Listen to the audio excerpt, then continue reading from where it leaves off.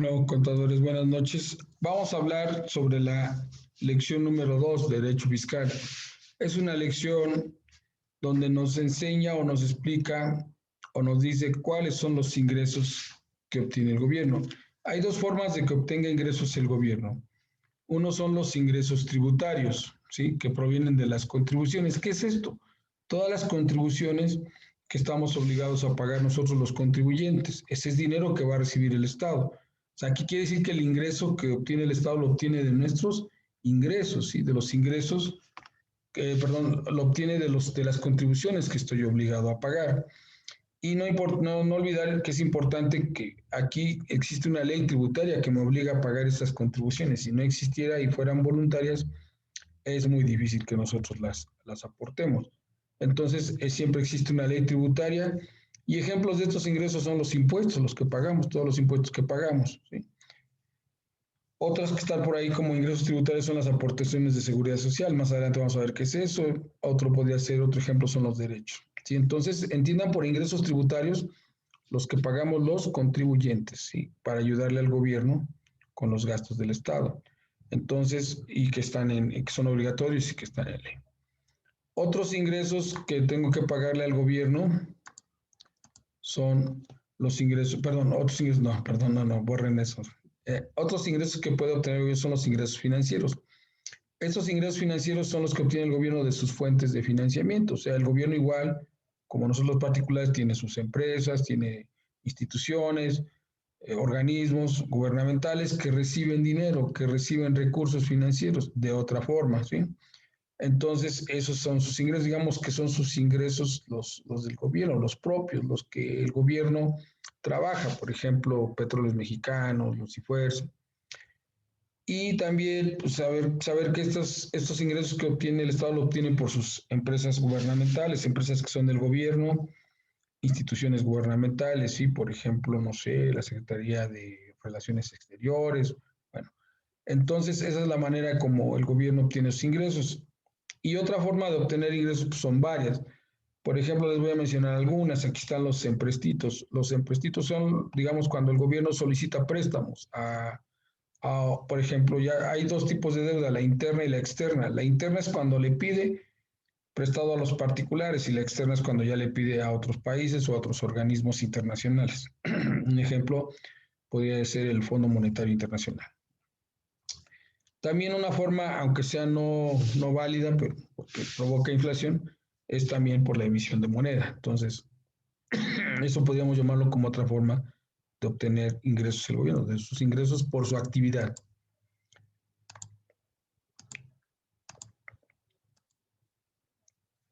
Ya lo hemos visto, sí, si tiene empresas el gobierno, pues también esos son ingresos del gobierno. Y, por ejemplo, en las deudas internas, cuando emite bonos y pone a la venta títulos de crédito, bueno, en este caso el gobierno pone a la venta estos títulos y nosotros, los particulares, podemos comprarlos. Y en esa situación, el gobierno obtiene el ingreso, se le llama deuda interna porque nos queda de ver a nosotros los particulares. Un ejemplo de esto podrían ser los CETES, ¿sí? Los CETES ustedes los pueden adquirir en el banco. Entonces, esta es otra forma de que el gobierno obtiene deudas. Es un ejemplo nada más. Y dice, según el artículo 2 del Código Fiscal de la Federación, nos habla de cómo se clasifican las contribuciones, las primeras que vimos. Entonces, a nosotros estamos obligados a pagarle 4 contribuciones al gobierno. Uno de ellos son los impuestos. Dice, son las contribuciones establecidas en ley, lo voy a repetir, deben de estar en ley, que deben de pagar las personas físicas y morales que se encuentran en la situación jurídica. ¿Qué es esto? Que hagamos, si la ley dice pagarás impuesto por esta razón y nosotros la llevamos a cabo, bueno, pues en ese momento estamos obligados a pagar ese impuesto. La situación jurídica es que nosotros hagamos lo que está en la ley y que nos obliga a pagar el impuesto. Por ejemplo, si obtienes ingresos y dice la ley sobre una actividad en específico y dice que debes de pagar impuestos, bueno, pues entonces en el momento en que yo obtenga el ingreso es cuando yo tengo que pagar ese impuesto, hasta que yo realice esa situación. Y dice que esté establecida en la ley, si no está establecida en la ley, no estoy obligado. Y que sean diferentes a las que vamos a ver a continuación, ¿sí? Entonces los impuestos son Son, digamos así, contribuciones que voy a pagar, que están establecidas en ley, si es que llevo a cabo lo que dice esa ley, y que no sean como las tres contribuciones que voy a ver a continuación. Ejemplos de estos impuestos está el impuesto sobre la renta y el impuesto al valor agregado. Son muchos los impuestos, pero digamos que estos son de los más importantes, ¿sí? Otras que se consideran contribuciones son las aportaciones de seguro social. Dice, son las contribuciones establecidas en ley a cargo de personas que son sustituidas por el Estado en el cumplimiento de obligaciones fijadas por la ley en materia de seguridad social. Aquí quiere decir que esta contribución la voy a pagar siempre y cuando exista un organismo que me proporcione seguridad social o a las personas que se beneficien en forma especial por servicios de seguridad social. Si yo me estoy beneficiando con el servicio que me está dando esta, digamos así, institución, organismo, parte del gobierno, entonces yo estoy, sobre todo que nos lo proporciona el Estado, yo estoy obligado a pagar esas aportaciones de seguridad social porque estoy recibiendo un beneficio. El ejemplo de los más conocidos es las cuotas del Seguro Social. Yo pago mis cuotas del Seguro Social y tengo derecho a que me den atención médica, en este caso más adelante que sea yo pensionado. Entonces, esas cuotas me van a dar eso, que me atiendan por cuestiones de alguna operación. Entonces, esas cuotas yo las pago, pero las pago porque a cambio recibo ese servicio de seguridad social por parte del gobierno, ¿sí? Y luego vienen las contribuciones de mejoras, dice, son las establecidas en ley a cargo de las personas físicas y morales que se beneficien de manera directa por obras públicas. Si el gobierno construye una obra pública y en este caso yo me veo beneficiado porque mi terreno a lo mejor o mi casa ubicada en estas, digamos, en estas construcciones se va a valorar o va a tener un nuevo valor, entonces estoy obligado a pagar estas contribuciones de mejora, ¿no? Cuando yo me beneficio, ¿sí? Cuando yo me beneficio de manera directa, pero aquí habla de directa, ¿sí? Indirecta no, o sea, directa es, vamos a construir una carretera y esta carretera pasa por tu casa, ahí te estás beneficiando, ¿sí? Entonces, ese es uno de muchos ejemplos, ¿no? Hay muchas construcciones del gobierno en las cuales nos vemos beneficiados y si yo me beneficio de manera directa, pues pago esa contribución, ¿sí? De otra manera, no hay que pagarla.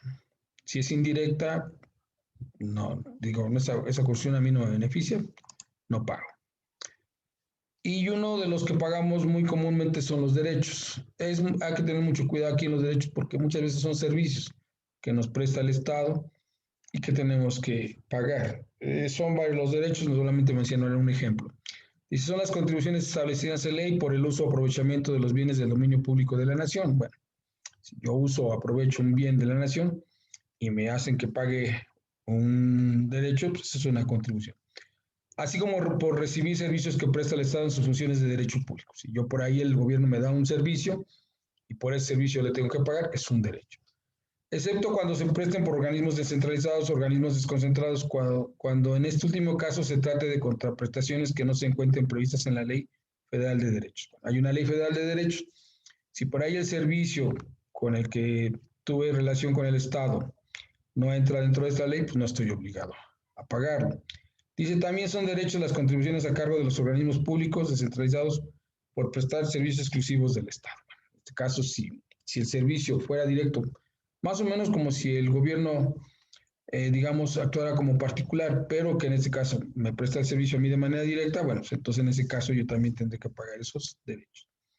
El ejemplo de los más conocidos, aunque son muchos, está, por ejemplo, cuando yo tramito mi cédula profesional. Termino mi carrera, quiero titularme, más bien ya me titulé y quiero mi cédula profesional.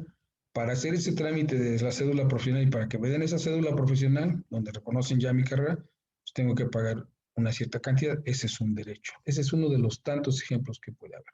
¿Por qué me está prestando ese servicio el Estado? Y bueno, esas serían las 4 contribuciones que están establecidas en el Código Fiscal de la Federación. Cualquier duda, estoy a sus órdenes, contadores. Cuídense mucho.